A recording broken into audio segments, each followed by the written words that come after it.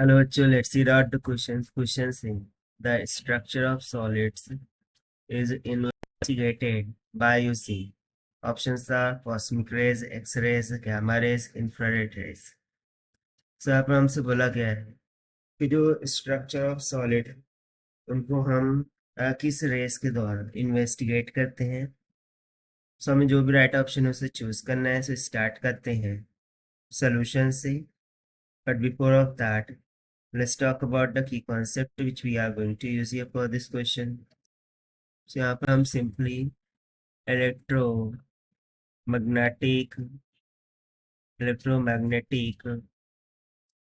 waves का concept use करेंगे because all of this are nothing but the electromagnetic waves. So उसके according हम उनके uses की यहाँ पर बात कर लेंगे। तो सबसे पहले यदि हम बात करें कॉस्मिक रेस की, तो basically cosmic rays are rare opportunity to study the matter, okay, that came from the beyond our solar system or even beyond our own galaxy. So cosmic rays का use amount of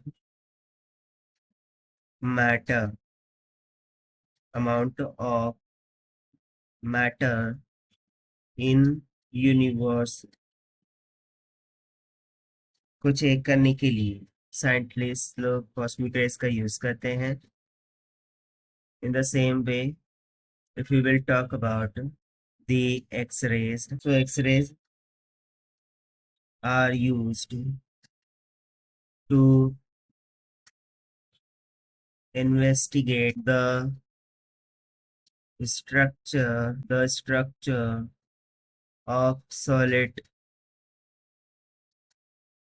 जो भी structure of solid है उनको investigate करने के लिए हम X-rays का यूज करते हैं as a crystalline atoms, causing the beam of incident X-rays in the different in many specification directions.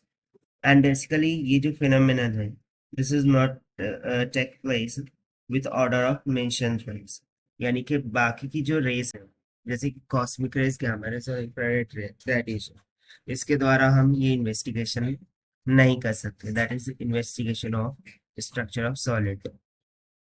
उसी तरीके से यदि हम नेक्स्ट बात करें गामा रेस की, तो गामा रेस गामा रेस के बहुत से यूजेस है, जैसे कि sterilise the medical equipments, sterilising the foods, और इसका मोस्ट इम्पोर्टेंट यदि मैं यूज बताऊं तो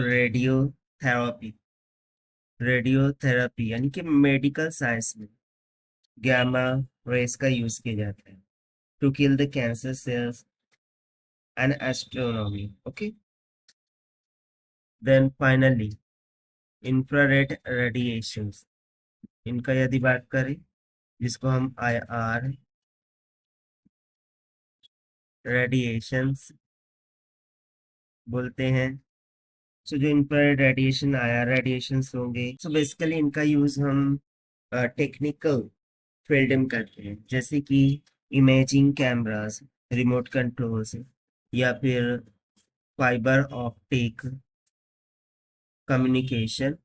ये इसका मेन यूज है। फाइबर ऑप्टिक कम्युनिकेशन में हम IR रेडिएशन का यूज करते हैं।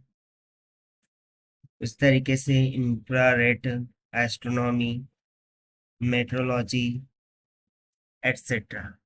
सो एज पर द क्वेश्चन हमसे पूछा गया था the structure of solid is investigated, so this is investigated by only the X-rays, so that is why option B is correct, while other option will be incorrect because by using those we cannot investigate the structure of solid.